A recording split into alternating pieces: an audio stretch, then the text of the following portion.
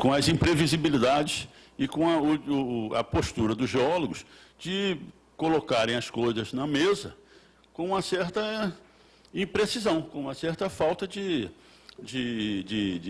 precisão mesmo. Quer dizer, aquilo não é uma conta, não é uma equação em que se conheçam, né, corretamente, com grandezas absolutas, todos os seus componentes. Muito bem. E a média mundial de descobertas de petróleo é mais ou menos, para cada 10 poços que a gente perfura, acha um campo de petróleo, né?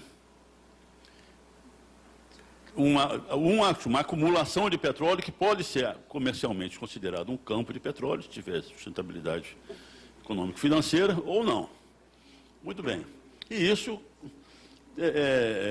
imprime à atividade de produção e produção um risco enorme, né? Principalmente porque as reservas, as áreas terrestres estão com uma exploração bastante avançada.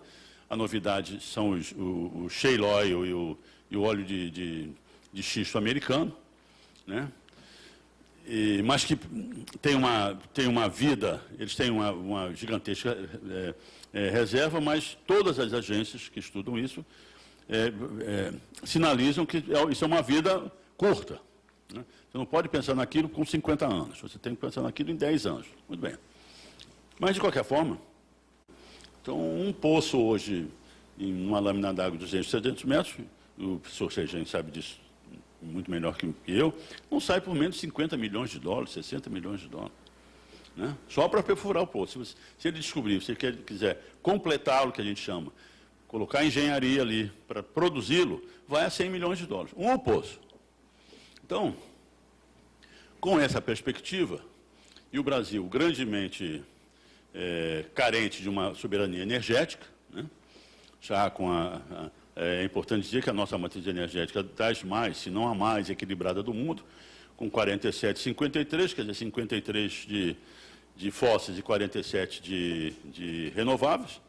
Assinamos o Convênio de Paris, lá, o Acordo de Paris de 2015, né? Os Estados Unidos saíram agora, né? Então, nós estamos praticamente de acordo com o compromisso que assumimos em Paris. Muito bem. Mas a nossa carência energética, para sustentar um crescimento, pelo menos um crescimento planejado durante o século XXI, tinha esse calcanhar de Aquiles, porque a energia hidrelétrica ela é excelente, chamada limpa, eu não concordo com isso, mas chamada limpa. Mas só que tem o seguinte, é sujeita literalmente a chuvas e trovoadas. Quer dizer, quando dá uma seca, a Austrália hoje está com água zero. A cidade do Cabo, na África do Sul, decretou o dia zero, não tem água, né? Então, a hidroeletricidade fica na dependência do São Pedro lá de cima, né? A exploração de petróleo e gás justamente é importante porque o gás do petróleo, que move as termoelétricas, ele equilibra a permanência de água dos nossos reservatórios de eletricidade. O gás é o fator de equilíbrio ali. Baixou o reservatório, você despacha as termoelétricas e deixa o reservatório se recuperar. Muito bem. Com a deficiência energética brasileira, nós não éramos autossuficientes, o governo decide fazer o seguinte: bom, nós temos grandes... A atividade de exploração é grandemente arriscada. Depende de investimentos, né? Altíssimos, e é muito arriscada. E nós temos que acelerar essa autossuficiência. Quebra-se o monopólio estatal e abre-se, sob o regime de concessão, né, a outorga para empresas, divide-se a plataforma continental brasileira em blocos e começa a fazer os leilões para a concessão. A característica da concessão é o seguinte: para atrair o investidor estrangeiro ou nacional, para correr esse risco, você tem que oferecer uma contrapartida. E a contrapartida é o seguinte: bom, o óleo e o gás que você descobrir é seu, é de sua propriedade, né? Muito bem. Isso veio e Nos governos anteriores a 2003, a orientação para a companhia era dizer, olha, se restringe a bacia de Campos, principalmente, que era a bacia maior produtora, com menor risco exploratório, e abra as outras bacias, né, reduz a atividade para a Petrobras, reduz a atividade nas outras bacias para abrir espaço para virem empresas estrangeiras para correrem o risco no Brasil. E assim foi feito. Só que tem o seguinte, quem conhece a geologia do Brasil para efeito de exploração petrolífera é a Petrobras. É a Petrobras. Não é por nós sermos melhores geólogos e geofísicos que os estrangeiros, não. É porque nós tínhamos o monopólio estatal durante 50 anos.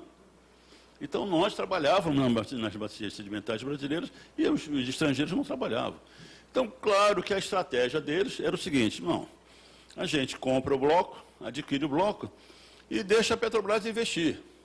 Porque a gente está sabendo que ele é que conhece a geologia do Brasil para petróleo. Então, é melhor a gente, em vez de sermos agressivos no investimento para procurar realmente, enfim, enfrentarmos os riscos exploratórios, a gente recolhe um pouco, a legislação permite que você faz sísmica, faz uns trabalhos exploratórios, depois apela para uma renovação, essa coisa toda, e vai. Enquanto isso, a Petrobras, nós da Petrobras, que estavam com a corda no pescoço, né, tinha que investir.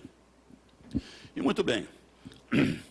E concentrados na bacia de Campos. Então, essa era a coisa, era o modelo de concessão que dava ao descobridor a propriedade de óleo e gás que ele descobrisse, né? Com os royalties lá e tal. Muito bem. E vou contar a história, porque é importante que a gente entenda, né? Quando assumimos, quando a Petrobras, quando o novo governo assume em 2003, diz para a Petrobras, olha, nada disso de ficar na bacia de Campos, nós precisamos de autossuficiência o mais rápido possível. Petrobras, vocês que são competentes, são os melhores conhecedores da geologia do Brasil, se espalhem, não fica na bacia de Campos, né? E ao lado da bacia de Campos tinha a maior bacia sedimentar brasileira no mar, que é a bacia de Santos, com um campinho descoberto pela Shell, ainda nos contratos de risco, há 30 anos atrás, há 30 sim, né? E a bacia abandonada, né? Muito bem. Nós, o novo governo entra, a área de exploração e produção coloca os mapas na mesa e vê que havia blocos já detidos, já adquiridos pela Petrobras, sob o regime de concessão, e várias outras bacias, não só na bacia de Santos, de Campos, como a gente estava concentrado. A concentração dos governos anteriores fez com que os prazos de exploração fossem esgotados. A gente, em agosto de 2003, nós tínhamos que devolver praticamente tudo, né? Então, naqueles primeiros meses, entre fevereiro e agosto, nós deslocamos as sondas para tentar descobrir petróleo e não devolver os blocos, né? Muito bem. Os blocos do pré-sal depois tinham mais um ano para serem, 1 ou 2 anos para serem devolvidos. Muito bem, e assim fizemos, né? Tiramos as sondas da bacia de Campos e fomos para as outras áreas, né? E começamos a descobrir. Descobrimos um campo interessante, muito interessante, no Espírito Santo, chamado Golfinho, com muito óleo leve e gás. Descobrimos na bacia de Santos um petróleo que está acima do sal, os campos de Uruguá, Tambaú. Os campos têm outros nomes, eu não vou entrar porque eles são detalhes também, né? Descobrimos em Sergipe uma gigantesca reserva de gás, que hoje está sendo repassada, ou está sendo dividida com empresas estrangeiras, acho que uns 20 anos, ou com a Total lá. E fomos para a Bacia de Santos. Até que, em estudos que já estavam concluídos antes, mas não estavam sendo perfurados por causa da decisão governamental, repito, de concentração na Bacia de Campos, nós vimos excelentes oportunidades, perspectivas exploratórias. Muito bem. E esses poços, eles tinham como objetivo a camada de rocha que estava acima do sal, que é o pós-sal, aí tem uma coisa, parece uma... É ao contrário, porque os geólogos veem a coisa de baixo para cima, né? Então, o pós-sal tinha interesse no pós-sal e no pré-sal também. Por que no pré-sal? Só para botar um pouco de geologia aí. Porque o óleo, o petróleo é gerado embaixo do sal, muito abaixo do sal. Por rochas muito abaixo do sal. E o pré-sal, e o sal é impermeável. Então, o óleo migra do seu gerador e fica embaixo do sal, porque ele é impermeável. Na bacia de Campos, o sal se movimenta muito e acaba abrindo janelas. E o sal sai por essas janelas e vai para o pós-sal, né? Muito bem.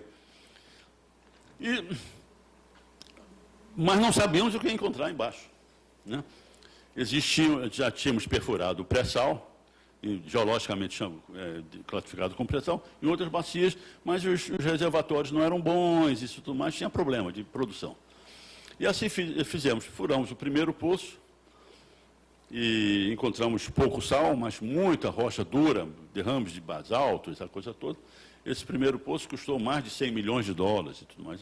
Mas investigando, porque os geólogos e engenheiros, olha, tem isso, o sal, o petróleo é gerado lá embaixo. E na bacia de Santos, o sal não se movimentou, está ele lá bonitinho, né? Então vamos lá, até que batemos no pré-sal. Quando batemos no pré-sal, fizemos o primeiro poço, o segundo poço, o terceiro poço. Acho que no segundo ou no terceiro poço, viu-se que aquilo era uma gigantesca área de ocorrência daquele tipo de rocha, um reservatório absolutamente extraordinário, uma rocha permoporosa, muito permoporosa, com índice de produtividade absolutamente gigantesco, e isso se estendia para uma área enorme. Diante desse momento, dessa realidade, levamos ao governo. O governo entendeu a excepcionalidade do fato que a gente já estava tratando, disse, olha, muito bem, vamos reservar essa área para não entrar nas próximas licitações sob o regime de concessão. Por quê?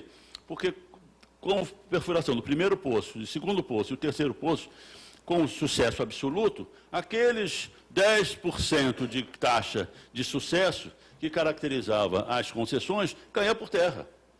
Não é mesmo? Quer dizer, não havia risco exploratório.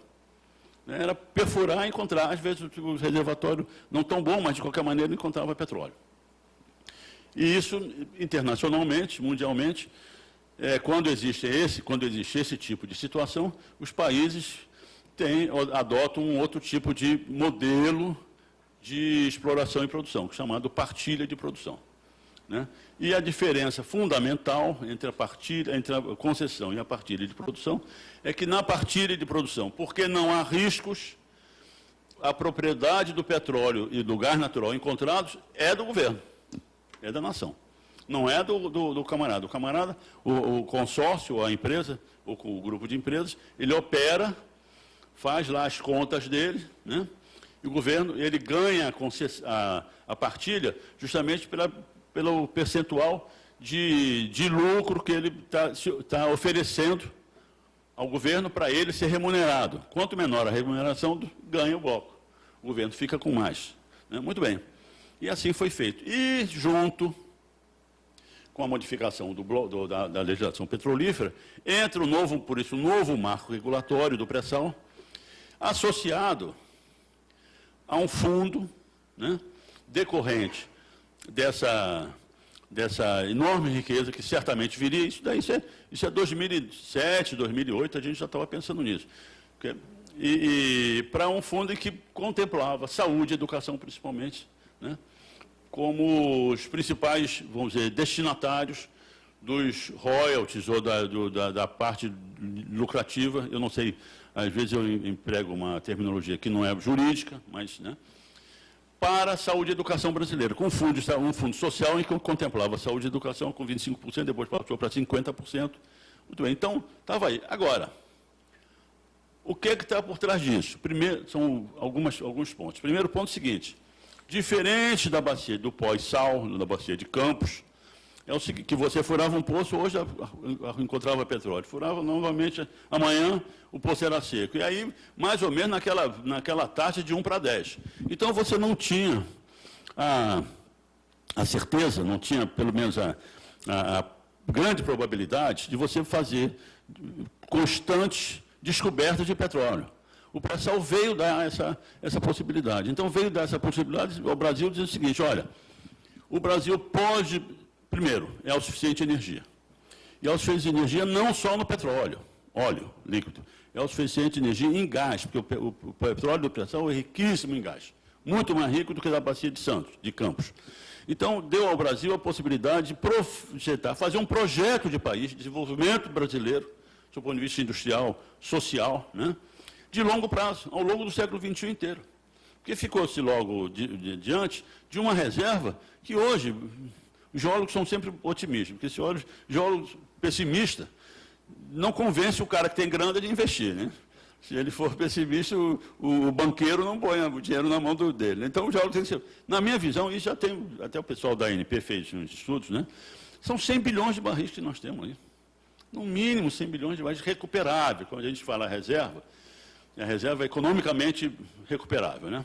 Então, isso dá ao Brasil, durante o século XXI, uma segurança energética absoluta.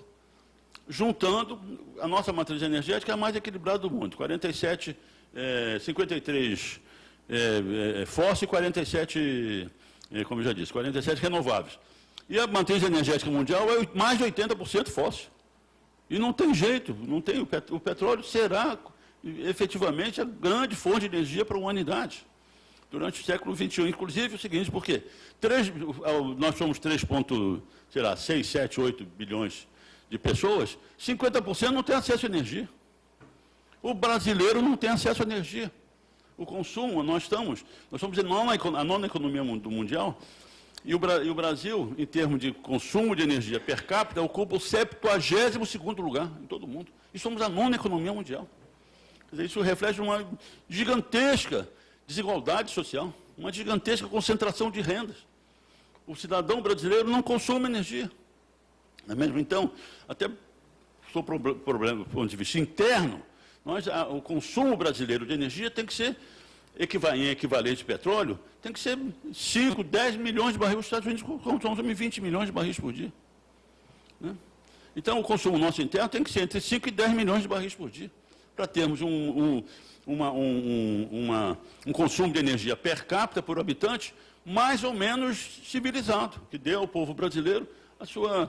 Né? E o pré-sal traz isso, traz essa segurança quer dizer, permite ao Brasil fazer um plano, um projeto de país tranquilo, porque nós temos a maior, né, todo mundo sabe disso, a maior floresta tropical do planeta, a Amazônia produz 10% do oxigênio que vai para a atmosfera, outros 10% são outras florestas e os 80% das algas verdes na superfície dos oceanos. Seremos o maior produtor de alimentos do mundo, somos o segundo hoje, né? Temos os 2 maiores aquíferos submarinos do mundo. A gente exporta a chamada água virtual, né? Sabe que 70% da água brasileira é exportada em soja e outros grãos.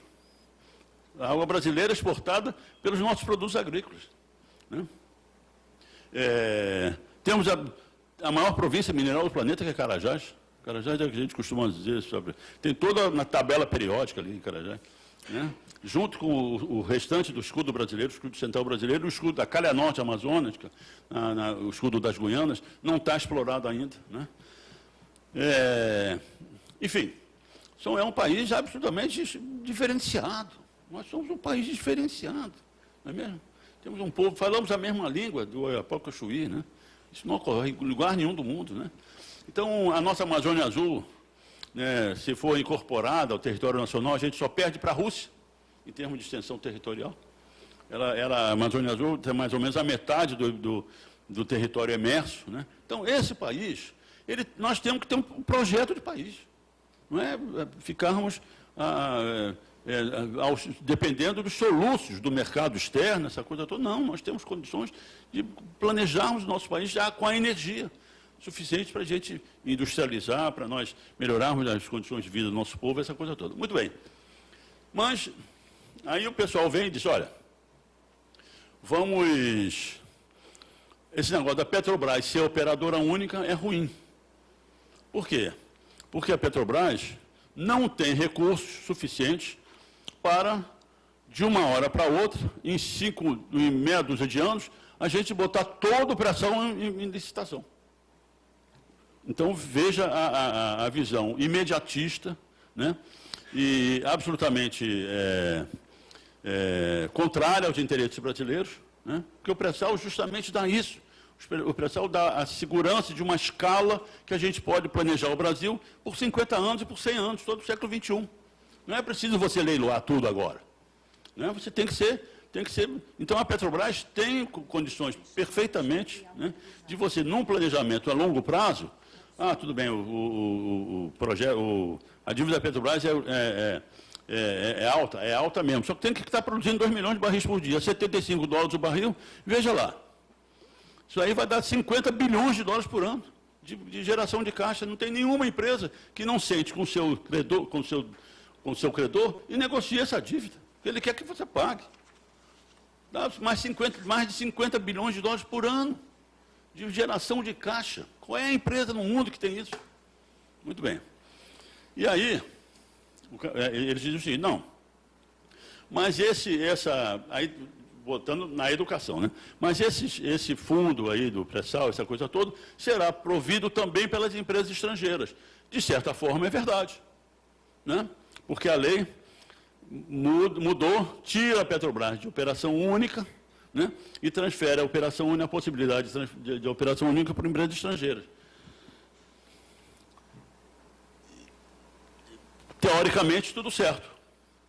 Só que tem o seguinte, por ser o pré-sal, do ponto de vista de tecnologia e de operação, de engenharia operacional, uma extensão das águas profundas da bacia de Campos, onde nós construímos a nossa experiência de engenharia, né?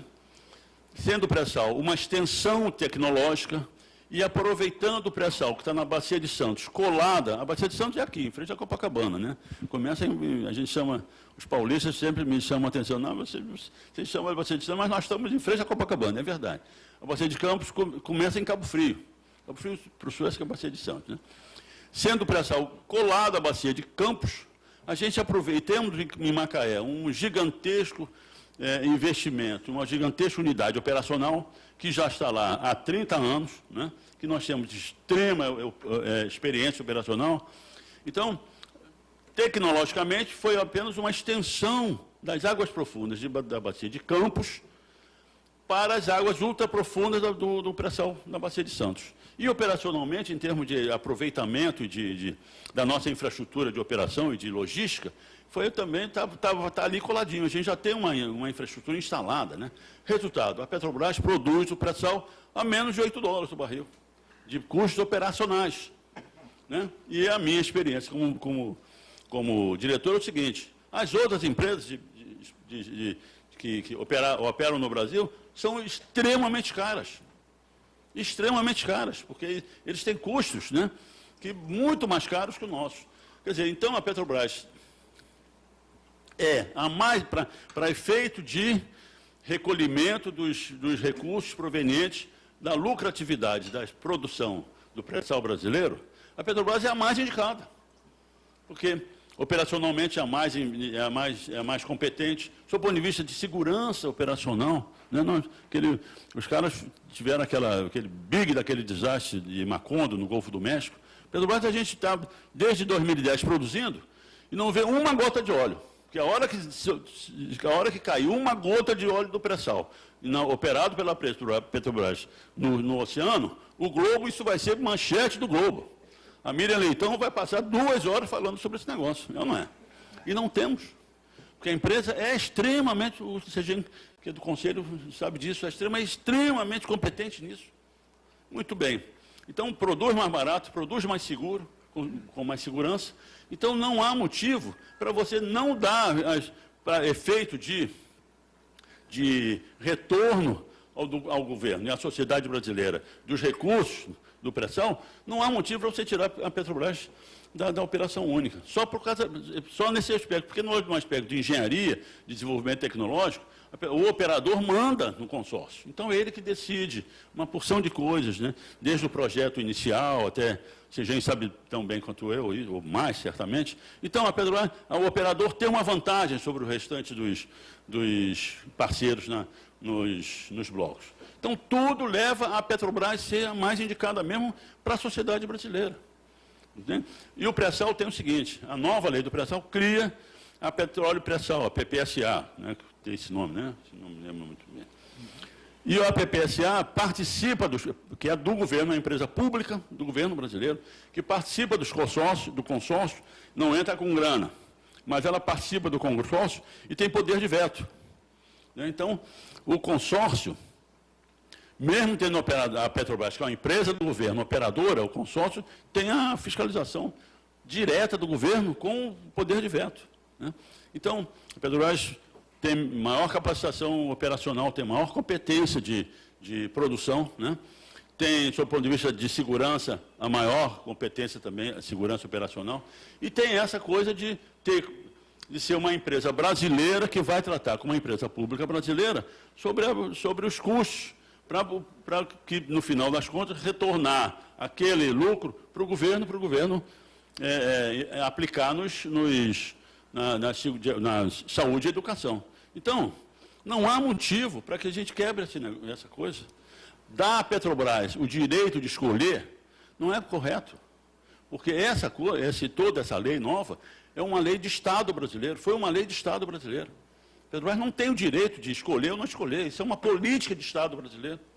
Não vai se dar à Petrobras essa possibilidade de escolher se eu quero ou não. Não, isso você vai cumprir, você como empresa do governo brasileiro, como empresa estatal, você vai cumprir uma política de Estado brasileiro. E fim de papo, não é mesmo? Muito bem, então, é essa coisa, quer dizer, se nós efetivamente quisermos aproveitar da melhor maneira possível, da melhor maneira que se possa auferir, do melhor retorno que a gente possa auferir da riqueza descoberta com pré-sal, é a continuidade durante mais de 50 anos, a possibilidade de fazer um projeto de Brasil com base em energia abundante, né? E a segurança de que os destinatários legais desses recursos provenientes da produção do petróleo do pré-sal sejam garantidos por mais longo tempo e com muito mais volume, se for a Petrobras produzindo e operando, do que uma empresa estrangeira que vai cobrar muito mais caro. Vai custar certamente muito mais caro. E essa é a experiência que eu tenho. Eu abri mão de um campo, de uma parceria com a Shell, no Espírito Santo, porque não era possível. Os custos operacionais da Shell são extremamente elevados. Então, isso tudo garante à sociedade brasileira, ao povo brasileiro, que a Petrobras, sendo operadora única e nós tendo um projeto de país a longo prazo, é o melhor negócio para o Brasil e para a sociedade brasileira. É isso. Pô. Simples assim, não tem muito para discutir agora. É uma visão, uma diferença de sociedade, país e mundo, né? Que tem pessoas que têm um grupo de pessoas, interesses internacionais, que têm uma visão diferente, né?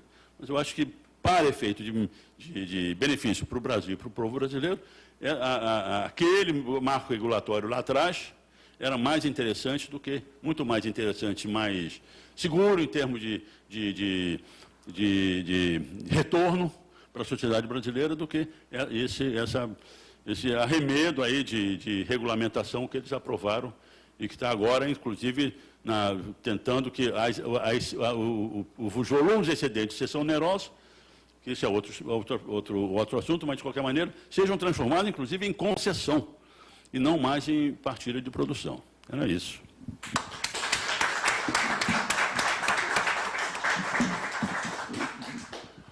Como eu disse a vocês, o doutor Estrela vai ter que se ausentar por causa do outro compromisso que ele tem.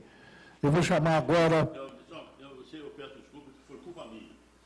Eu me confundi nos e-mails que trocamos com o Pedro, eu me confundi, pensei que essa atividade fosse amanhã e não hoje. Então me confundi. O que importa aqui... O senhor não precisa se justificar. Não, com certeza os diretores dos sindicatos médicos estão presentes aqui hoje. Isso. Vão sair daqui muito ricos de informação e vão espalhar essa informação. Tá bom. por onde puder. Tá bom. Eu vou chamar agora, então, o professor Reinaldo Guimarães.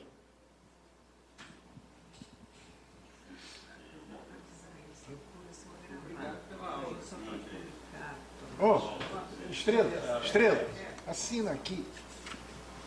Tem que assinar a autorização. Imagem, essas coisas. Sou eu e o Neymar, né? Você não cai, né? Também, né? Você não cai rolando. Né?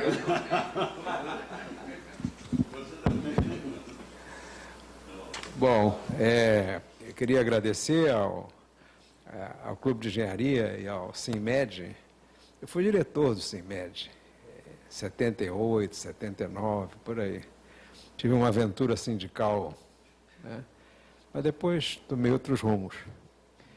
E agradecer pelo convite, não é? Antes de começar, só queria dizer o seguinte, os americanos eles têm estrategicamente uma definição sobre quais são os pontos absolutamente inegociáveis, não é? Da nação.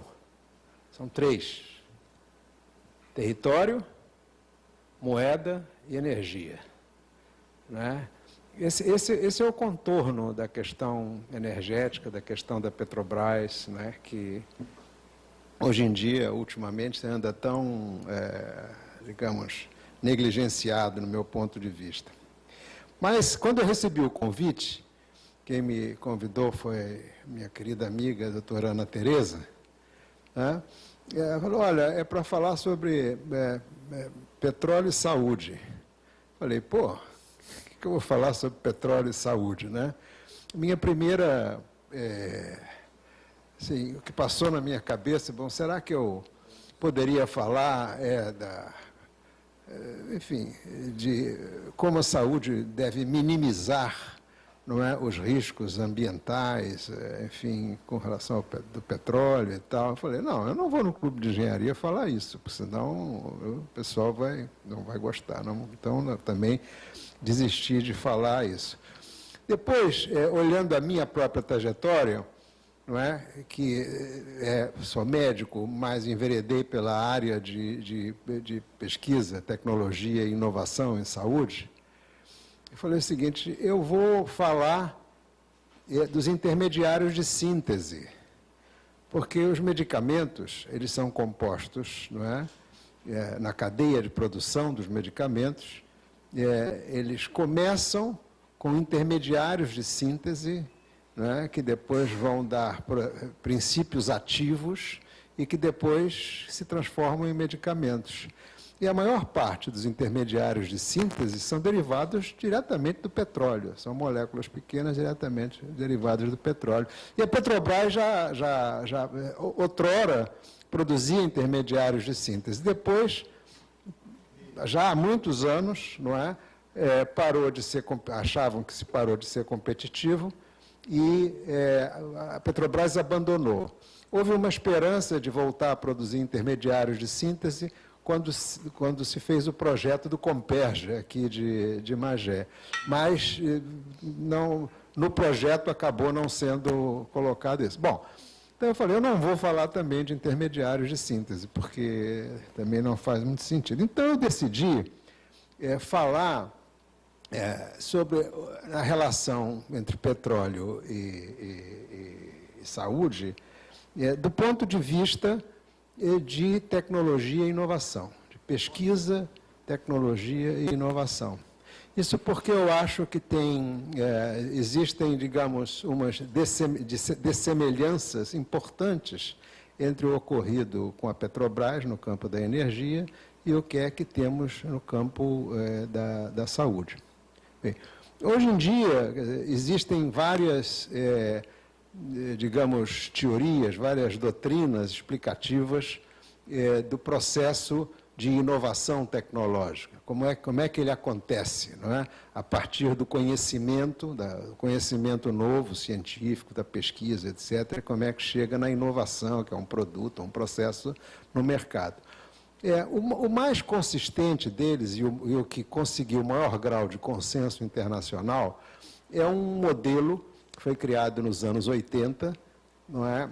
Por gente dos países nórdicos, britânicos, norte-americanos e italianos, principalmente, que é o modelo do que se chama os sistemas nacionais de inovação.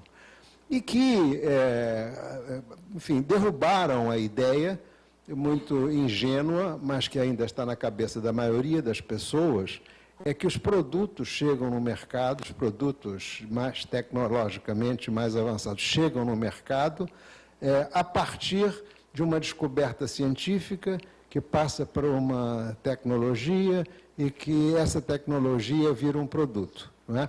Essa visão, digamos, ingênua, né, esse modelo dos sistemas de inovação, ele simplesmente mostrou que isso não ocorre dessa maneira. Quer dizer, não existe um caminho linear da ciência que chega a um produto.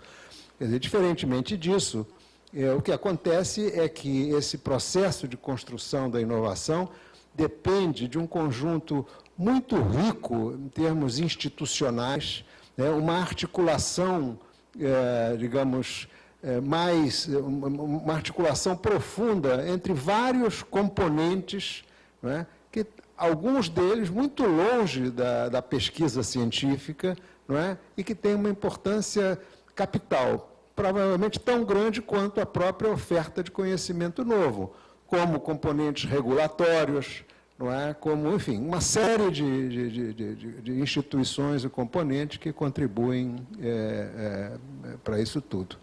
E o povo que desenvolveu esse modelo, ele fez uma categorização, não é, entre sistemas de inovação maduros, sistemas de inovação que eles chamam, a expressão inglesa, não tem correspondente em português, em situação de catching up, quer dizer, de amadurecimento, e sistemas imaturos. Né? Bom, então, esse digamos, é o contorno do que eu vou efetivamente falar. O sistema de inovação brasileiro é claramente imaturo. Não é? Se a gente pega de um ponto de vista geral, para todos os setores industriais, por exemplo, não é? Ele é imaturo porque essa relação complexa entre instituições, de integração entre instituições, não é? E integridade de cada instituição, não é? Ele não chegou a um ponto capaz, não é, de amadurecer sistemas de inovação. No entanto, no Brasil existem alguns exemplos setoriais, não é, em que o sistema de inovação amadureceu. Não é? Vou dar alguns exemplos, são poucos. Um deles é no setor agropecuário. Não é? Hoje o Brasil é, digamos, um player global na área de agropecuária e também na área de agricultura familiar, que muita gente não menciona. Não é? E isso aconteceu porque a instituição central, não é, que organizou, que estruturou, não é, a questão da inovação agropecuária, foi uma instituição criada em 1973 pelo órgão governamental que era o estruturador da própria política geral de agropecuária.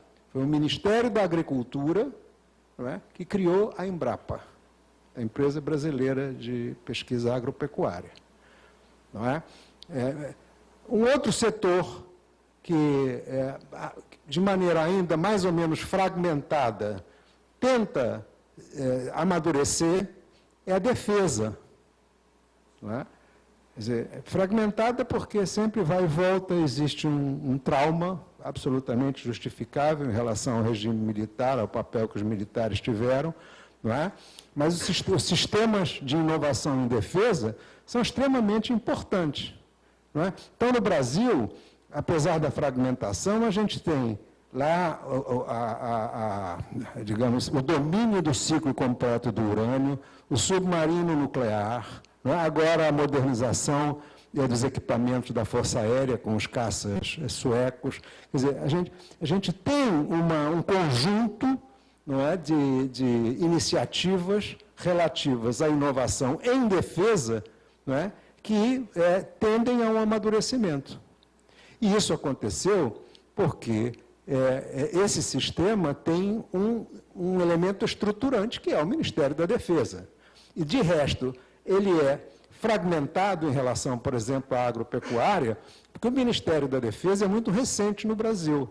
Antes a gente tinha o Ministério do Exército, da Marinha e da Aeronáutica, e que tinham sempre algumas querelas entre eles, etc., etc. Não é?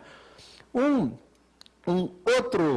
outro setor, né, que também amadureceu, e aí eu entro no nosso tema, foi o setor de petróleo e gás, energia de petróleo e gás.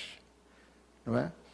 Quer dizer, quem estruturou este sistema foi a Petrobras. Entendeu? Esses sistemas amadureceram, eles têm uma coisa em comum. A estruturação da pesquisa no Brasil, ela tem um defeito congênito, derivado do nosso próprio processo de industrialização.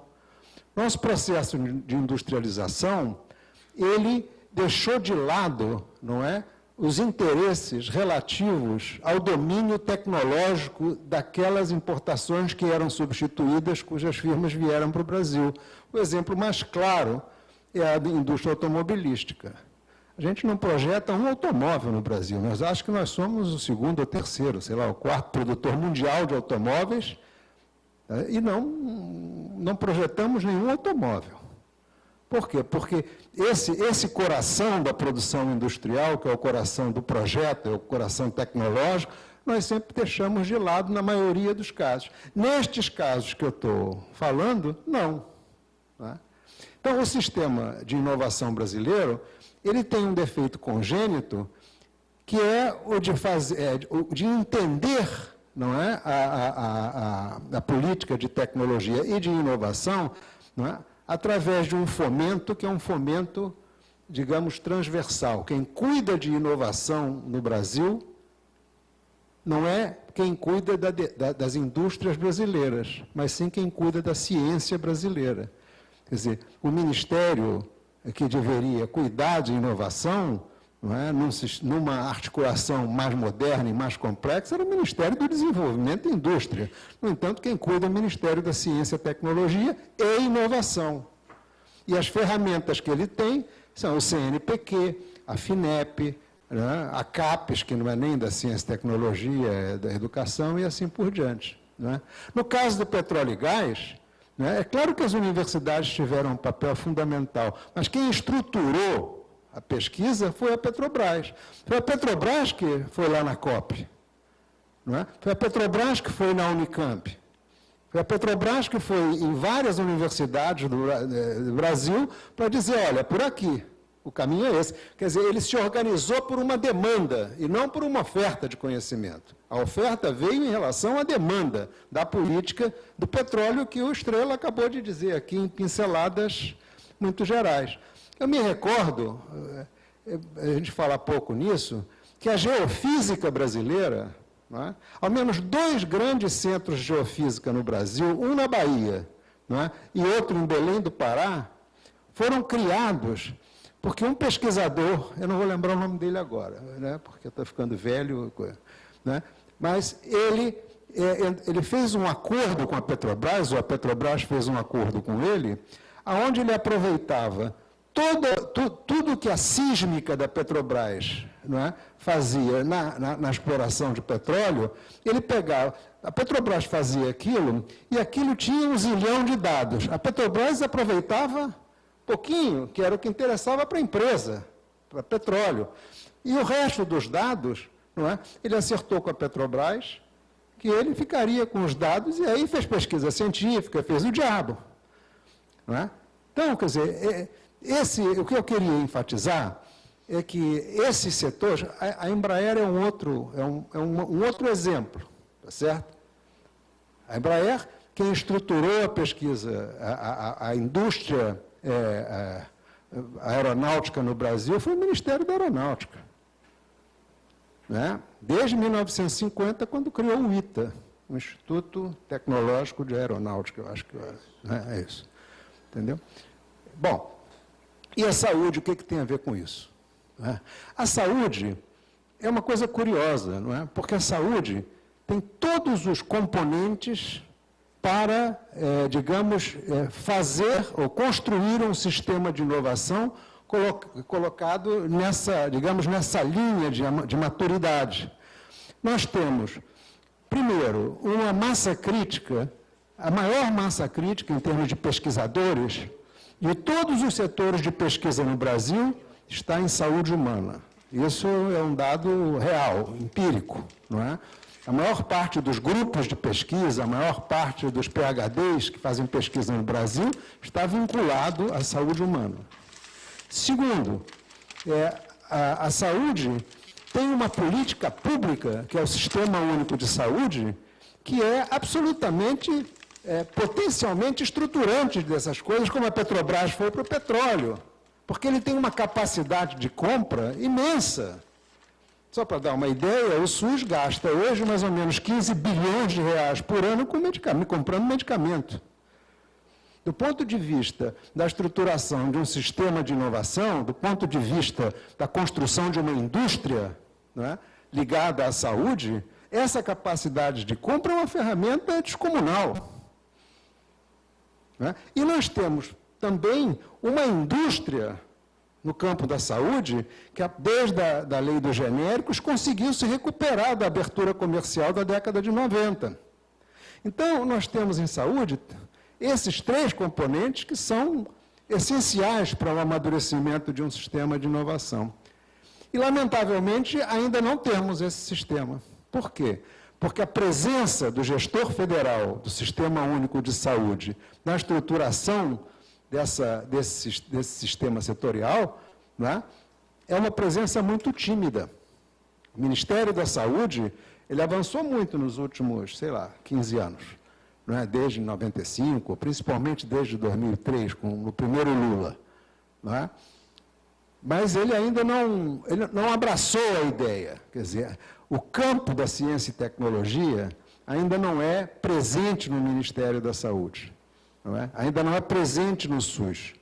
E, curiosamente, e até certo ponto paradoxalmente, não é, né, tendo sido o Sistema Único de Saúde pensado como um sistema intersetorial.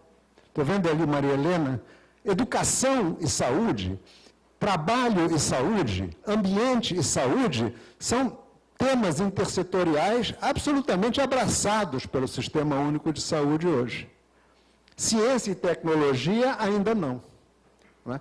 Então, eu acho que essa comparação, e eu termino por aqui, não é? Essa relação entre saúde e petróleo, não é? A gente pode pegar de várias maneiras. Eu peguei o bicho por esse lado do desenvolvimento e da inovação. Ok? Obrigado.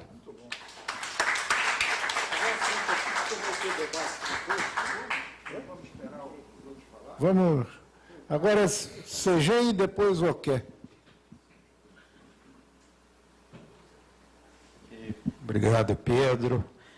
Obrigado pelo convite. Sempre muito bom estar aqui no Clube de Engenharia, o Sindicato dos Médicos. Eu acho que é experiência boa colocar médicos e engenheiros juntos para discutir.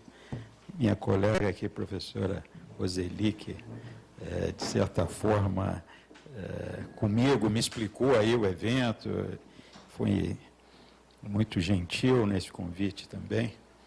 E eu acho que o que nós estamos discutindo hoje, né, eu acho que mais do que como nós fomos, é para onde, né, nós queremos ir. Né?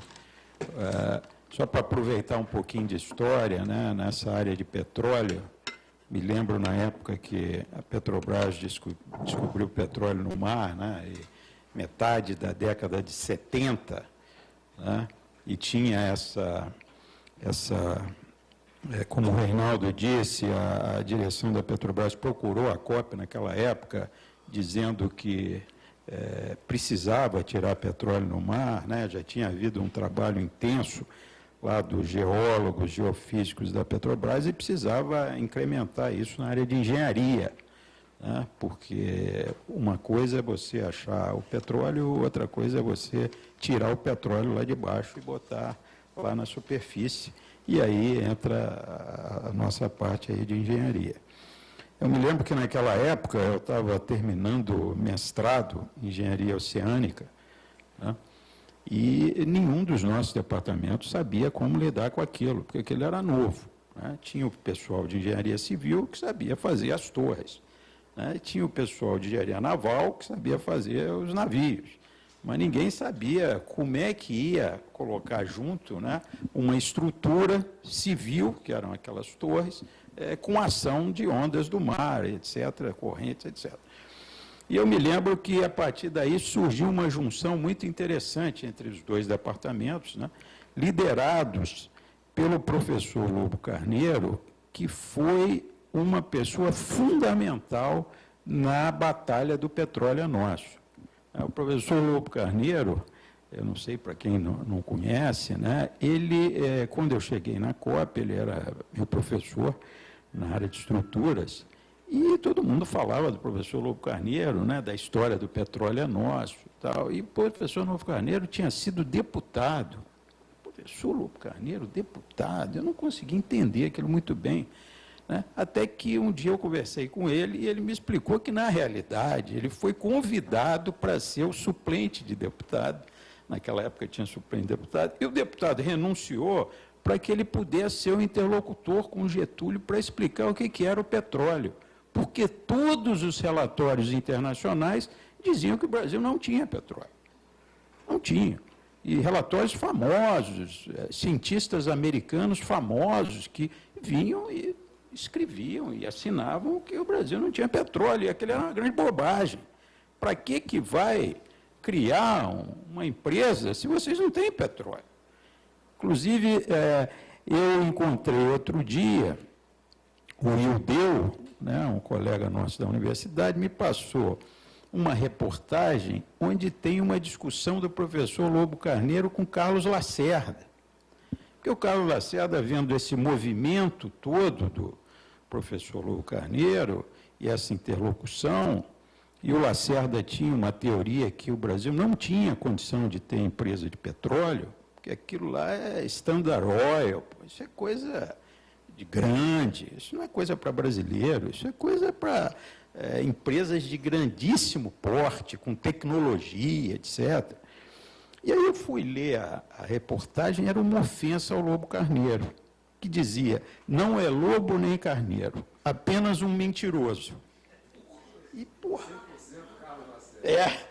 aí eu vejo a resposta do professor Lobo Carneiro ao Lacerda, dizendo que estava surpreendido com aquela agressão do Carlos Lacerda, e que possivelmente tinha sido motivada por um convite do Carlos Lacerda para que ele visitasse as instalações da Standard Oil nos Estados Unidos, que ele até via aquilo surpreso, e possivelmente a Standard Oil estaria suportando as ações do senhor Carlos Lacerda aqui no Brasil.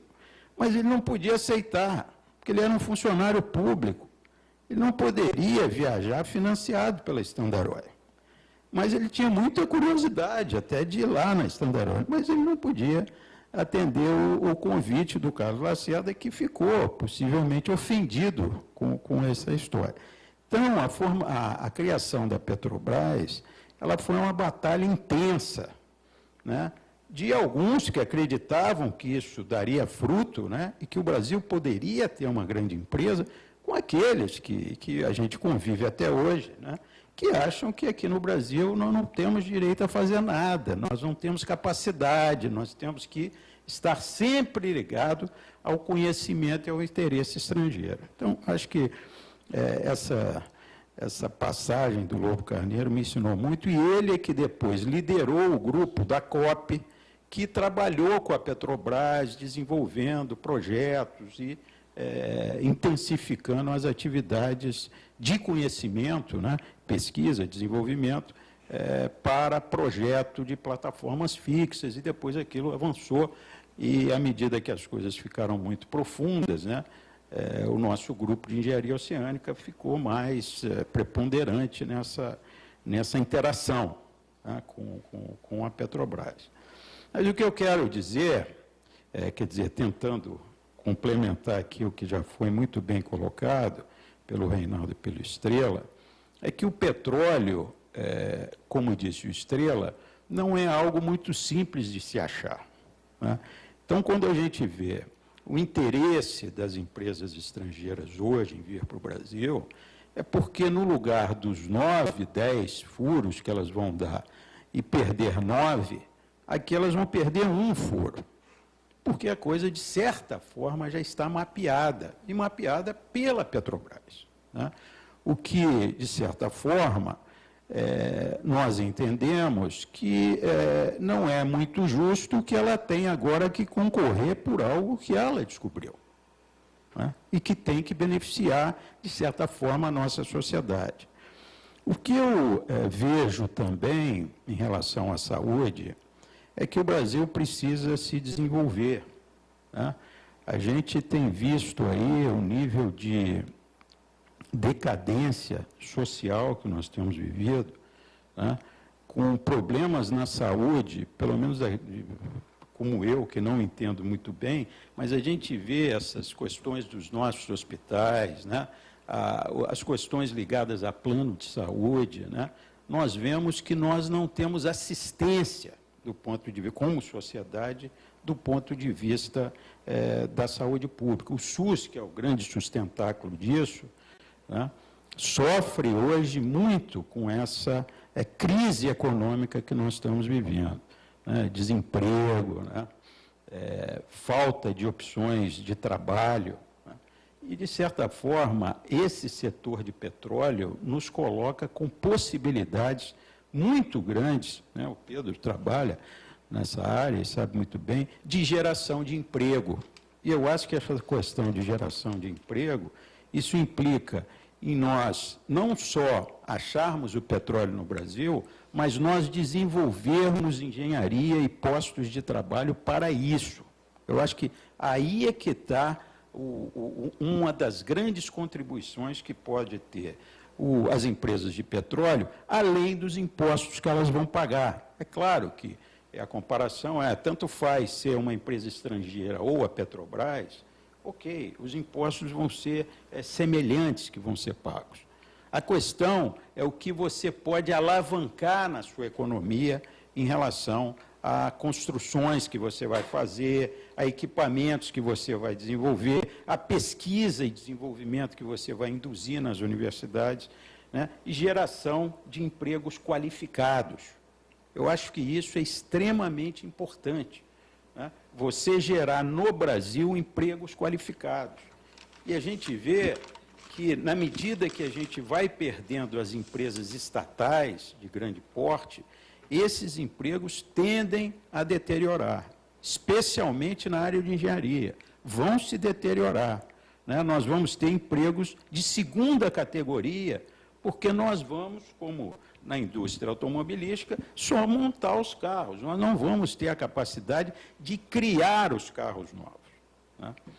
Agora, toda essa discussão em relação à Petrobras, ela não deve ficar presa no passado só.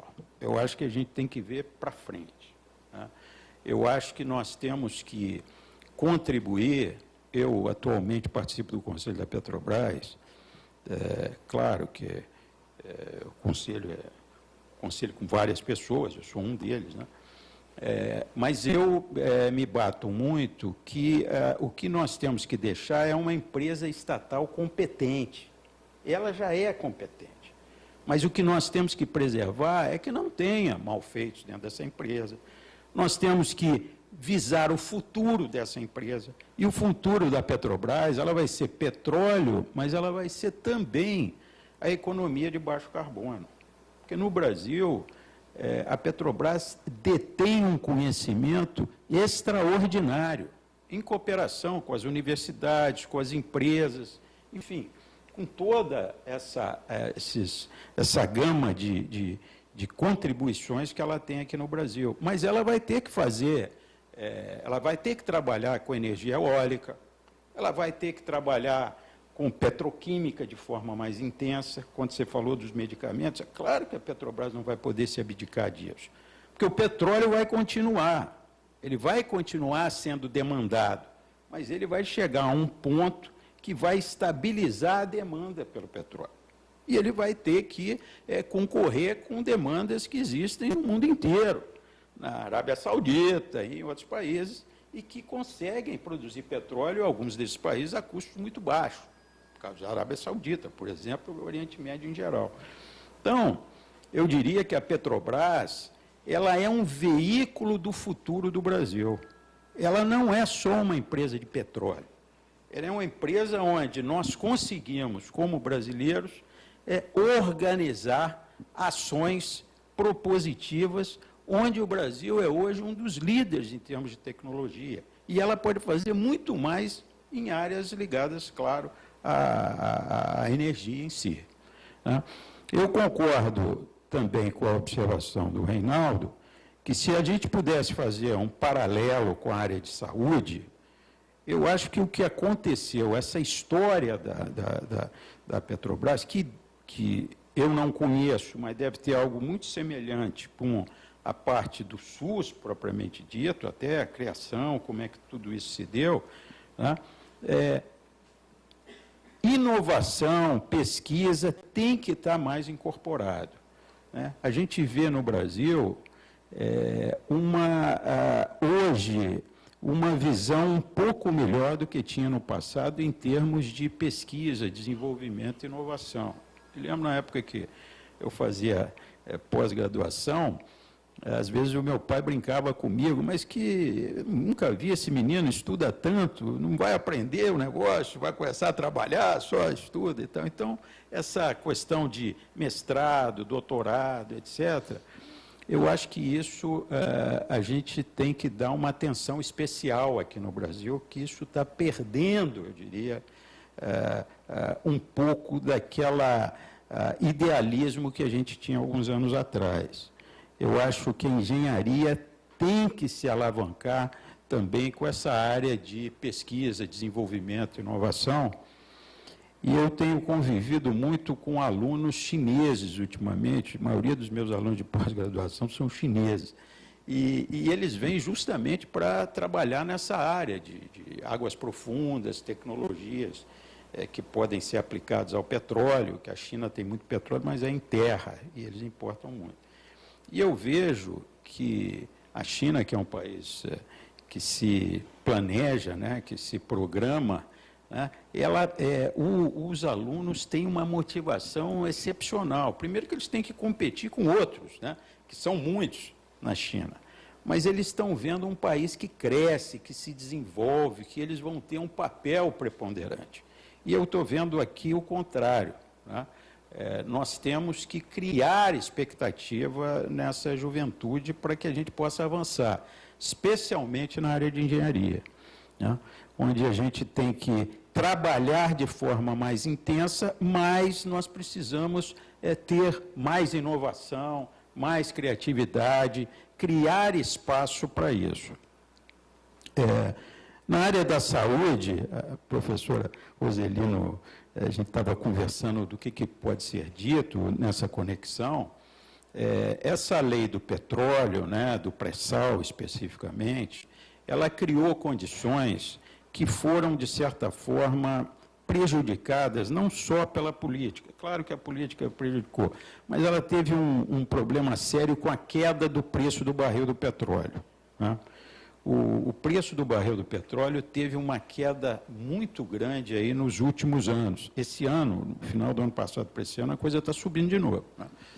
Mas, eu diria, 2014, 2015 foram anos muito complicados para a área do petróleo. E isso afetou muito esse fundo.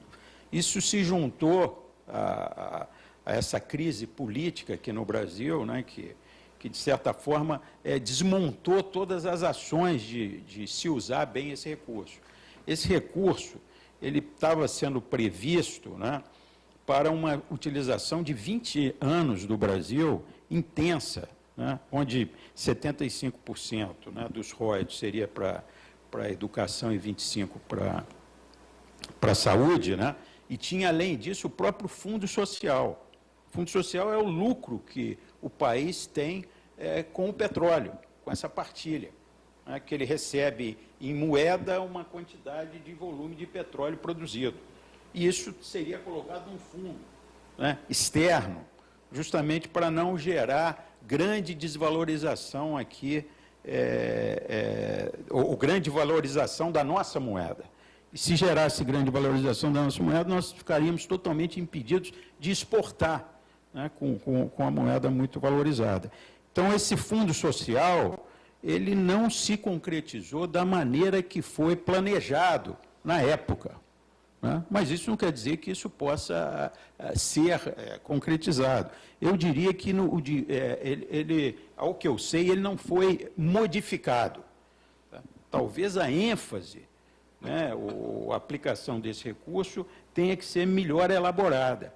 E ele foi, o orçamento previsto foi muito impactado negativamente pelo preço do petróleo dos últimos anos. Agora a coisa começa a subir de novo e a tendência que se tem é que esse barril de petróleo se estabeleça e se fique estabilizado em $70, o que vai certamente dar um retorno melhor para esse fundo social e eventual aplicação, mas isso, é claro, vai depender das políticas governamentais, né? Eu não quero me alongar muito, eu acho que nós já estamos aqui em boa hora, né, senhor presidente?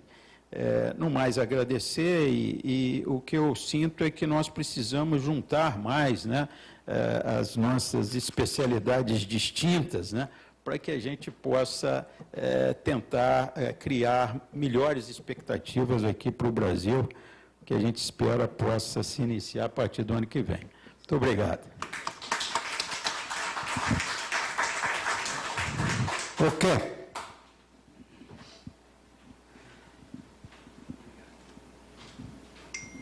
Bom, pessoal, boa noite.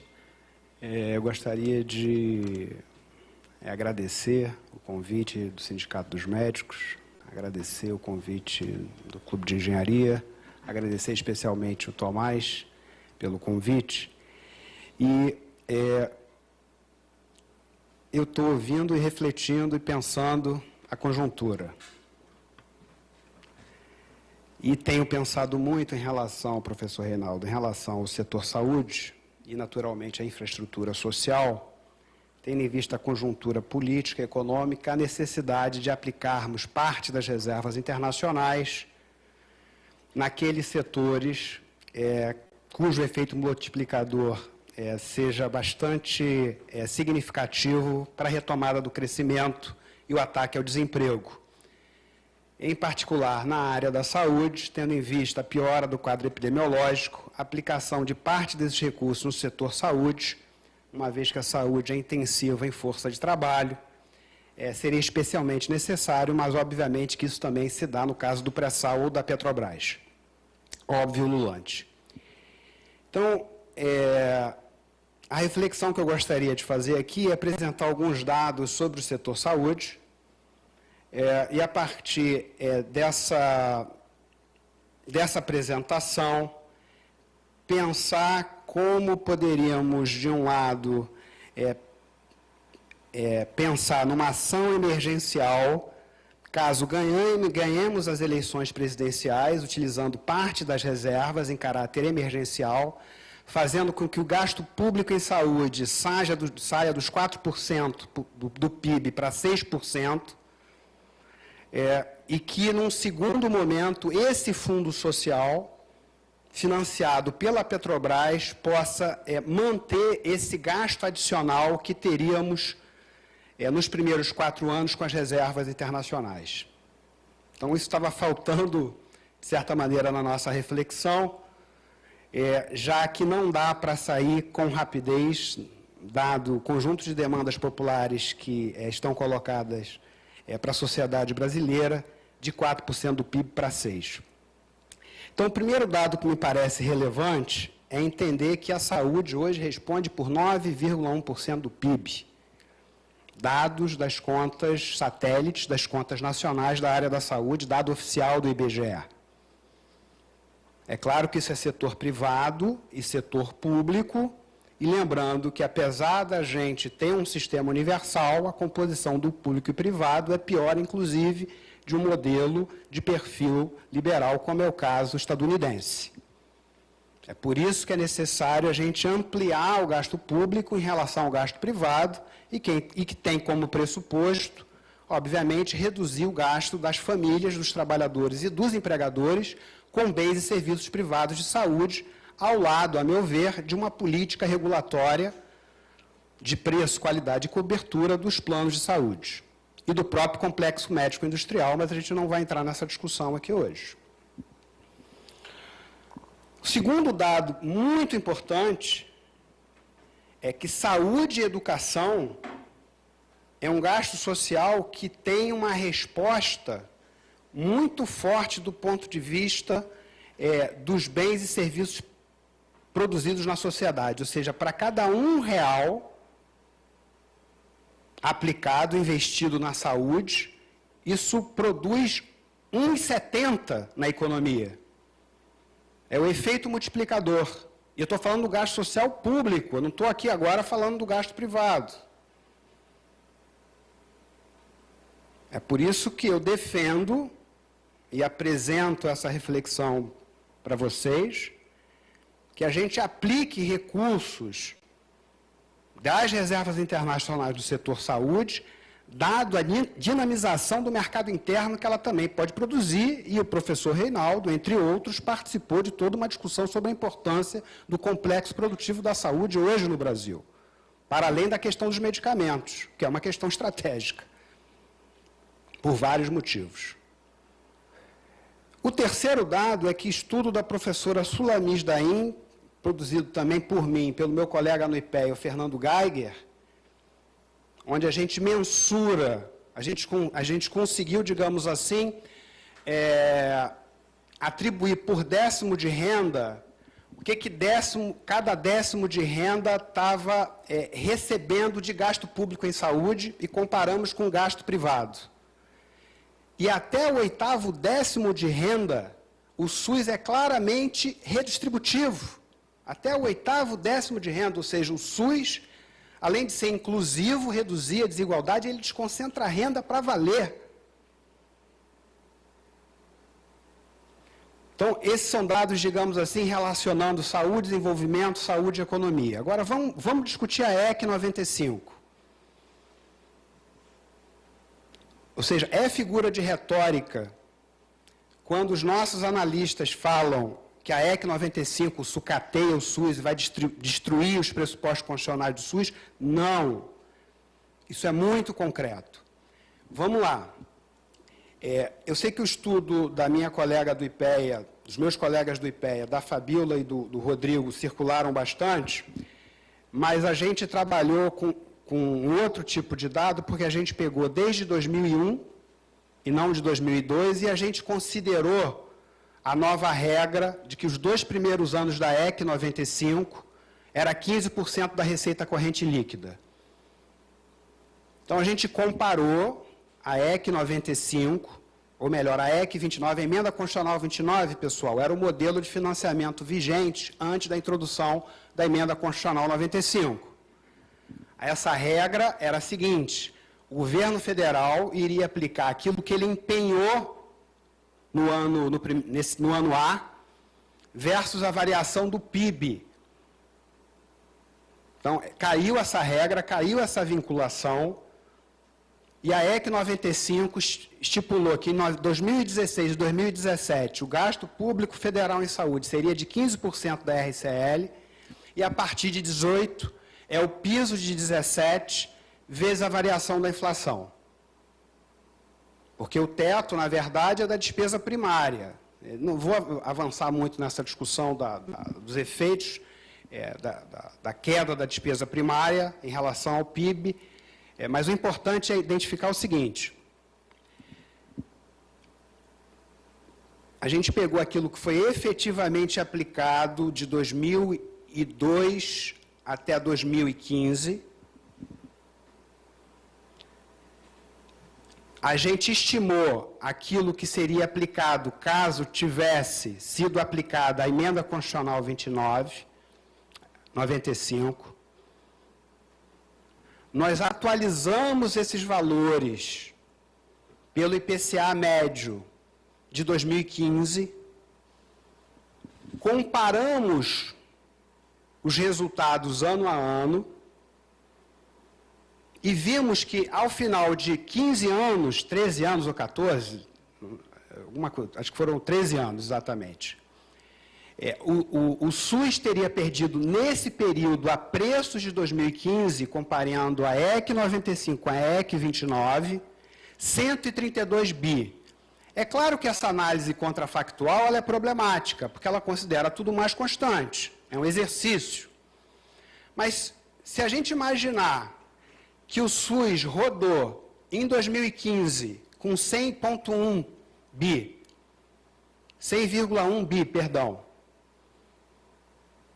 Se você imagina que a introdução da EC 95, você no período você perderia 132 bi, você pode imaginar que o SUS vai ficar um ano e um pouquinho com zero de recurso. Então, essa é uma estimativa, eu prefiro utilizar essa estimativa do que as estimativas prospectivas, porque ela é muito concreta. Para mim, esse resultado ele é muito consistente. Então, vamos lá. Diante disso, o que fazer? Sobretudo quando você olha 16 e 17, quando você olha para o mínimo e compara o piso mínimo em 16 e 17 e em 18. O piso mínimo definido pela EC 95. E você compara com a estimativa do piso mínimo da EC 29, porque você tem os dois parâmetros para calcular o mínimo da EC 29, tá certo? Qual seja a variação do PIB, nominal do PIB, e a despesa empenhada. Então, você tem como fazer essa estimativa. Nesses 3 anos, a gente projetou a inflação de 18, com dados oficiais do Banco Central. Nesses 3 anos, ou seja, a partir da implantação da EC 95, o SUS já teria perdido aproximadamente 6,5 bi. E, por favor, não esqueçam que isso já num quadro de subfinanciamento crônico e histórico do SUS. Outro dado importante é que o governo federal vem reduzindo a sua participação no gasto público total. E, de certa maneira, isso precisa ser revertido, sobretudo pela capacidade de indução de política do governo federal. E, se eu entendi bem o professor Reinaldo, um dos casos seria esse sistema de inovação ou produção de ciência e tecnologia a partir do Sistema Único de Saúde, ou da Fiocruz. Então, a nossa ideia, concluindo, apresentando em primeira mão para vocês, é que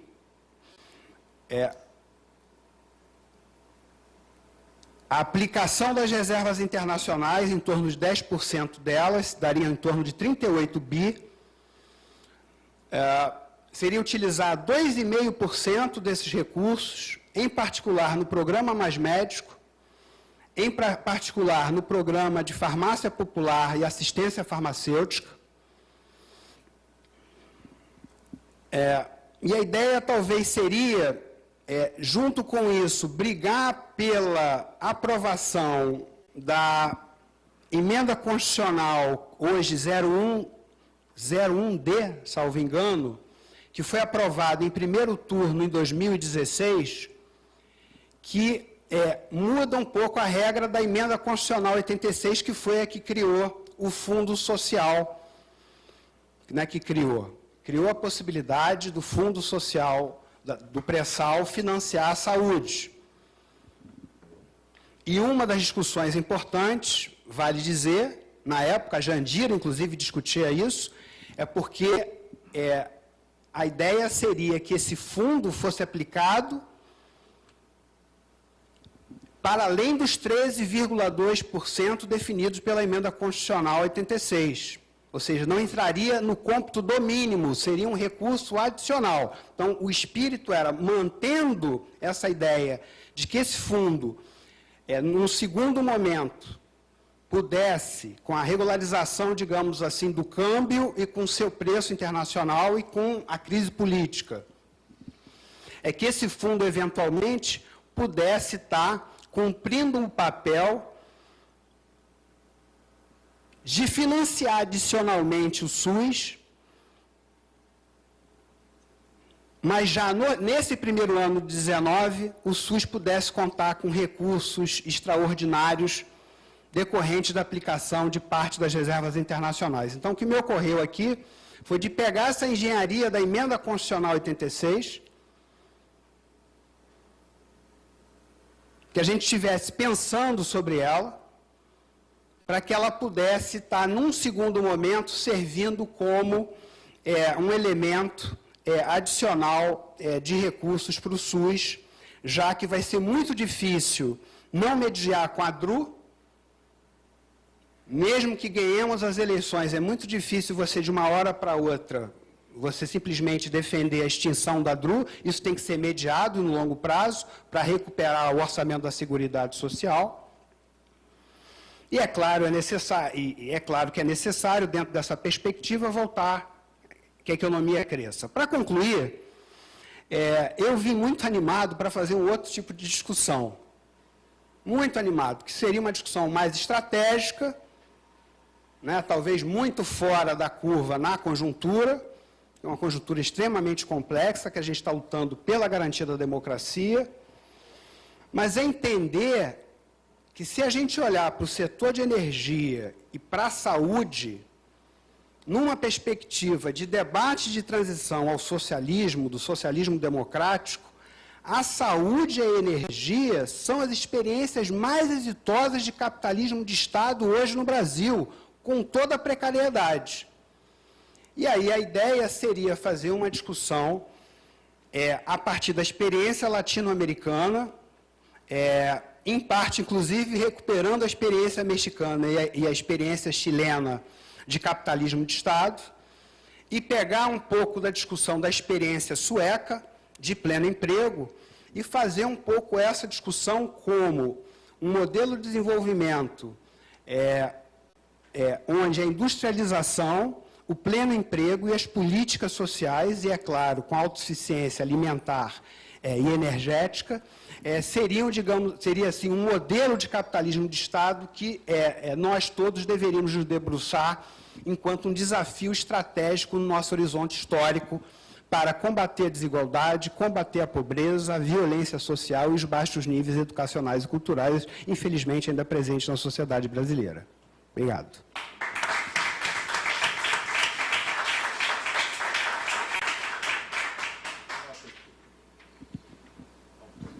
Você já tem que assinar. Bom, vamos agora, então, passar ao debate. E eu peço que o Reinaldo Segem e o Oqué fiquem aqui para poderem responder a perguntas do público. E eu acho que nós estamos vivendo uma situação crítica. Na minha opinião, o Brasil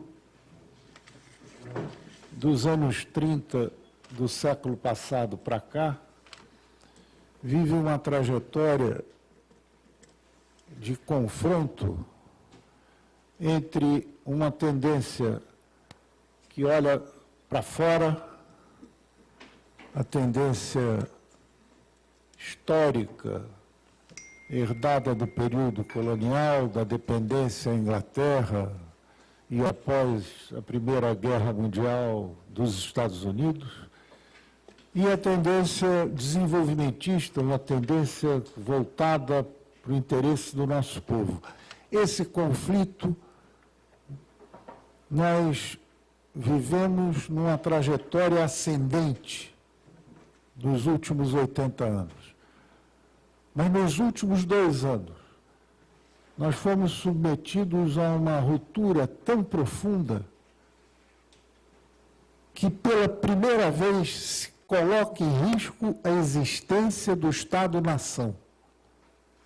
Porque em rupturas anteriores não se colocou em risco a existência do Estado-nação. O grupo que está no poder hoje não tem projeto para o Brasil, tem um projeto de desmonte. O que nós vimos aqui, em todas as intervenções, foi a observação do desmonte e a crítica a erros cometidos ao longo desse processo ascendente. O Reinaldo observou muito bem que nós estabelecemos a indústria automobilística na década de 50 e 60 anos depois não projetamos um automóvel. A Coreia, há 20 anos, não tinha automóvel. E o Hyundai está no mundo inteiro. A China entrou no mercado automobilístico há 3, 4 anos. E a Índia está entrando. E o Brasil, que é muito mais antigo em termos de instalação de indústria automobilística, teve como inovações na área a caixa de câmbio do Aero-Willis, a caixa de câmbio do Aero-Willis e o caminhão. O caminhão da Volkswagen é um caminhão projetado e desenvolvido no Brasil. Eu sei da história porque eu conheci o engenheiro-chefe do projeto, que era um maluco, um astrobono, que convenceu a matriz que podia competir no Brasil com o mercado que era cativo até então da Mercedes. E a Volkswagen bancou o projeto e hoje o ônibus Volkswagen, o caminhão Volkswagen, compete no mercado brasileiro com grande êxito. Esse projeto é brasileiro. Mas eu acho que se colocou aqui muito bem tanto a visão do petróleo, de como o petróleo pode influir no nosso desenvolvimento na área de saúde, não é só pela arrecadação de recursos. Eu quero chamar a atenção que o preço do petróleo foi absolutamente elevado 3 anos. O preço médio do petróleo é 60, 70 dólares. Então, a queda a que o Sergem se refere foi uma queda pontual. E o petróleo volta ao seu patamar histórico. O fato de o petróleo ser um bem finito e ter grandes reservas numa região conflagrada desde o final da Segunda Guerra Mundial é que tornou a captura do pré-sal brasileiro absolutamente indispensável para as grandes petroleiras internacionais. O nosso ataque à nossa soberania vem do fato de nós termos descoberto as maiores jazidas de petróleo do planeta nos últimos 30 anos, e o petróleo é um bem escasso, como bem lembraram o Estrela e o Sergem. Por outro lado, o Oquer coloca uma discussão que é da maior importância. Não tem porquê o Brasil ter a 3ª ou 4ª reserva em dólares do planeta. 380 bilhões de dólares. Quando o próprio Fundo Monetário Internacional coloca como reserva confortável para o Brasil em torno de 120 bilhões de dólares, não é isso, Oquer? A visão do Fundo Monetário Internacional é que o Brasil tem um nível de reserva absolutamente superior à sua necessidade para cobrir importações em caso de crise cambial. Essa questão foi bom o Oquer levantar, porque não tem permeado o debate econômico. Quer dizer, nem economistas de direita, com certeza, estariam contra. Mas no nosso meio eu não tenho visto intervenções nessa direção. Eu vou passar, então, à plateia para que façam perguntas aos palestrantes.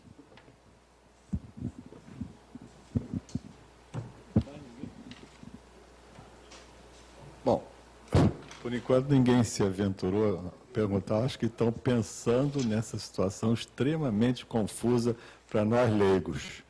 Mas eu continuo confuso também, porque ao mesmo tempo que eu vou insistir naquela história de me sentir muito rico, eu estou me sentindo muito pobre. Eu olhando assim para os companheiros aqui da plateia, eu vejo o quê? Que eu faço parte de uma comunidade muito rica, de servidores públicos, que não são suficientemente valorizados, mas, pelo contrário, são culpabilizados da desgraça que nós estamos vivendo. E aí, como a minha cabeça funciona um pouco como livre associações, eu lembrei que eu tenho uma certa idade, né? Eu me lembrei, por exemplo, que Collor dizia que nós andávamos em carroças. E me lembrei também do Fenemê, que é um caminhão do meu tempo, e que desapareceu, né? Não sei porquê, vocês precisam explicar. Mas era fabricado aqui, né? Montado aqui, era só montado, não era criação nossa, não, que pena. Mas uma outra associação curiosa que me ocorreu foi que na conversa, né, na organização dessa noitada de hoje aqui, conversando com a Rosali, viemos conversar com o Pedro, e eu tinha falado com ela sobre o livro do Gondim da Fonseca. E ela trazia com ela um volume do Gondim da Fonseca. E nós comentávamos que ela, isso hoje me falou isso aí, que ele falava sobre a tragédia do petróleo. Os países que começavam a produzir mais petróleo entravam em desgraça. E principalmente os países do hemisfério sul, abaixo do Rio Grande. Enfim, tudo isso aí está na minha cabeça confusa. Eu gostaria que alguém esclarecesse um pouco mais isso para mim. Você quer pouco, hein?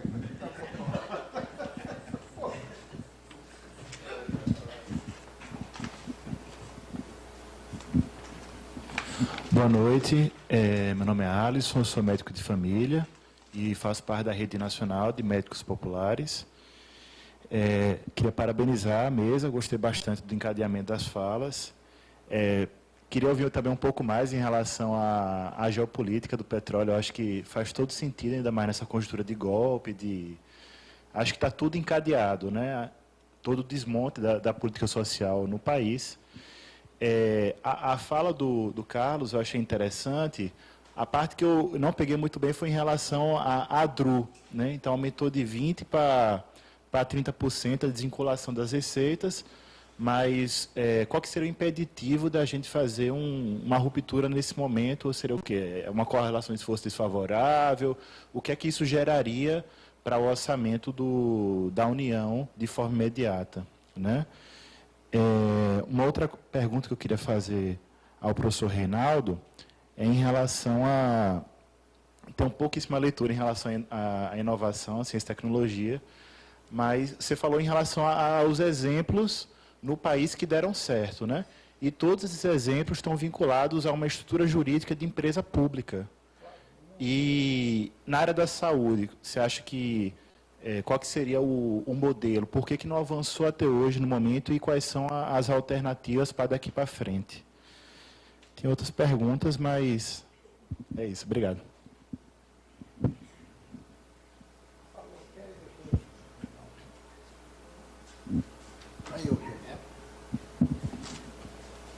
Então, não tem nenhuma análise técnica sobre isso. Antes de te responder, vou falar um pouco da questão da renúncia fiscal, que eu achei que era um outro dado importante de socializar e acabei não socializando. A gente fez um estudo recente com a Receita Federal, então são dados oficiais de 2015, que o gasto tributário em saúde, ou seja, os subsídios, seja a pessoa física, seja a pessoa jurídica, do lado da demanda, mas seja a indústria farmacêutica e os hospitais filantrópicos, do lado da oferta, em torno de 32,5 bi, que equivalia a 1/3 dos 100 bi que foi aplicado em 2015. Então, se você olhar o gasto direto versus o gasto direto versus indireto, você tem, digamos assim, que 1/3 dos gastos, ou aquilo que o Estado deixou de arrecadar, são subsídios para o setor privado. E aí a pergunta é, hoje, na atual conjuntura, que é uma conjuntura onde o centrismo está em disputa, e é fundamental consolidar os pressupostos do campo democrático, popular e socialista na sua principal base social, que hoje está em disputa também em função dos erros, enfim, e da ofensiva da direita.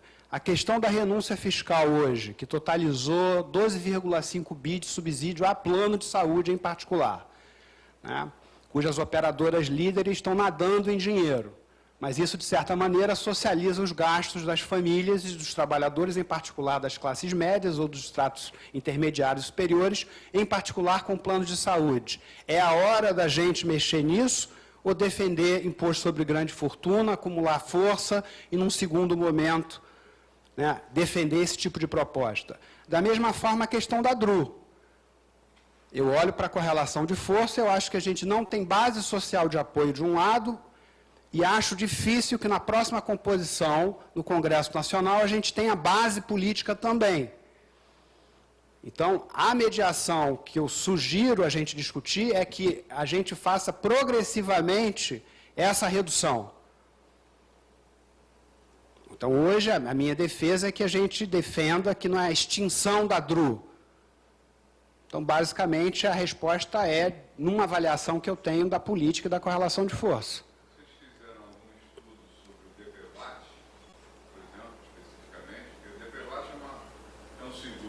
Paga publicamente, arrecadado pelo próprio Estado e se dá a todos os corretores de seguro um percentual. E as seguradoras também ganham com isso. No entanto, quem arca com a totalidade das despesas é o SUS, porque num acidente, todo equipamento utilizado ele é público. Ele não tem, nenhuma seguradora mexe nenhum centavo de despesa com o DPVAT. A extinção do DPVAT imediatamente, distribuição, não só para corretores, como para seguradoras que arrecadam. E eu não tenho agora esse dado, mas é simples, é pegar na SUSEP, quanto de prêmio se arrecada em cada renovação do IPVA. Você poderia falar do sistema S também. Ou seja, tem um conjunto de furos. Tem um conjunto de furos, Sebastião. Mas, enfim, a pergunta dele é em torno de uma política extremamente importante, ou seja, que é a questão da política fiscal, que está em debate. A gente tem um déficit primário hoje que precisa ser resolvido, ou seja, a questão do déficit primário, se não bastasse o déficit nominal, a questão do déficit primário é grave, e é por isso que a economia precisa voltar a crescer, tá certo?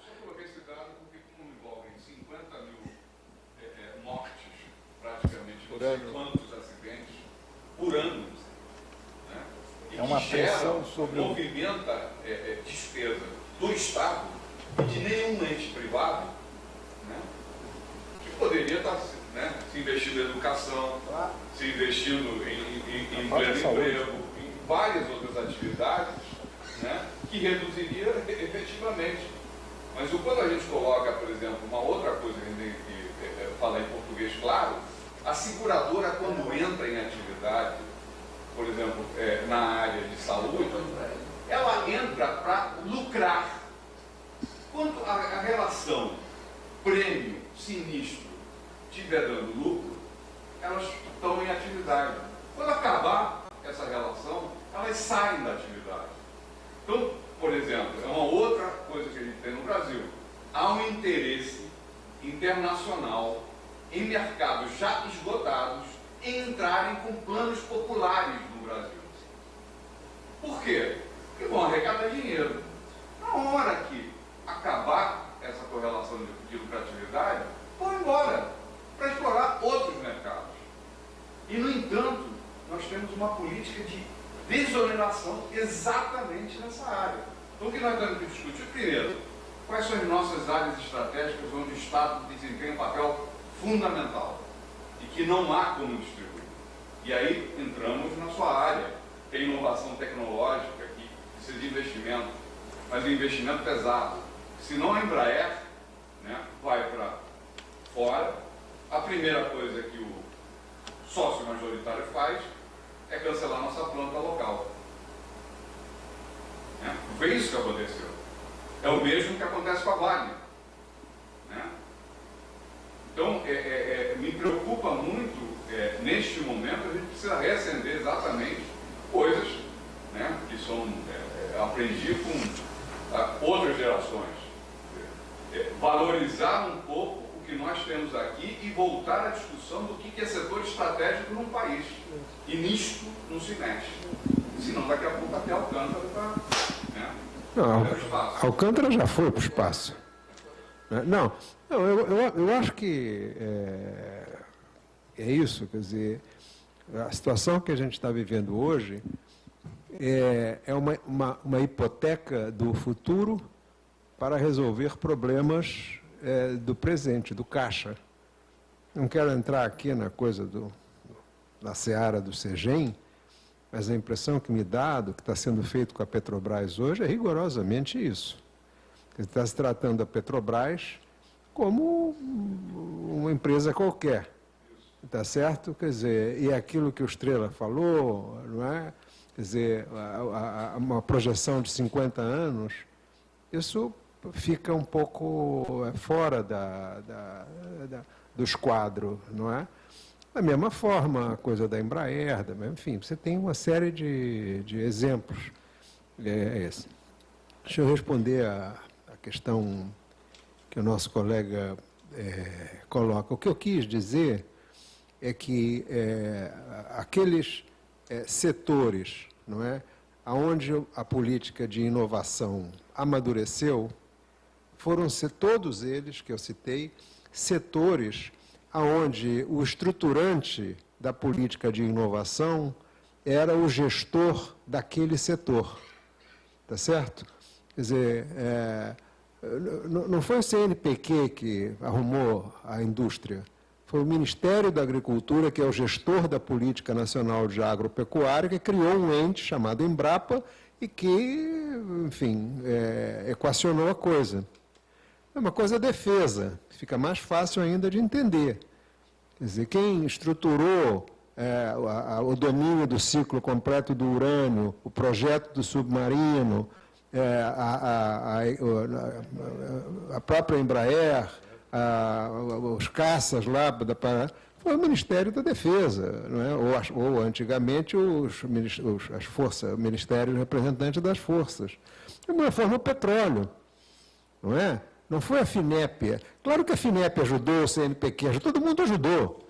Mas quem estruturou, né, quem botou de pé, quem definiu digamos, os rumos estratégicos, as missões estratégicas foi a Petrobras.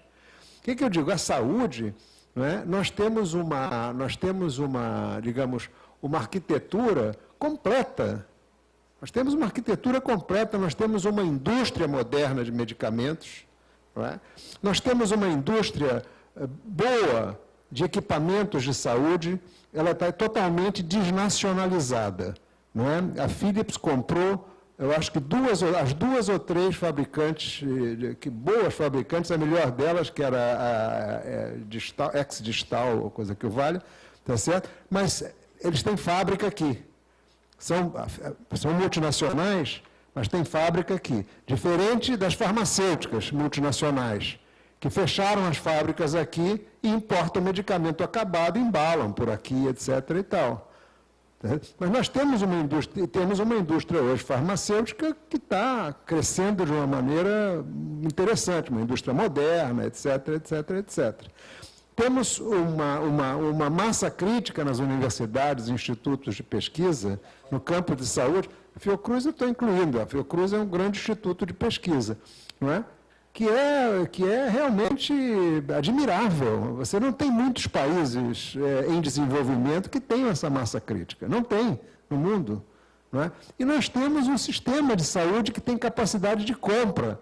Para uma porção de elementos industriais, o SUS é um oligopsônio. às vezes um monopsônio, é um comprador único.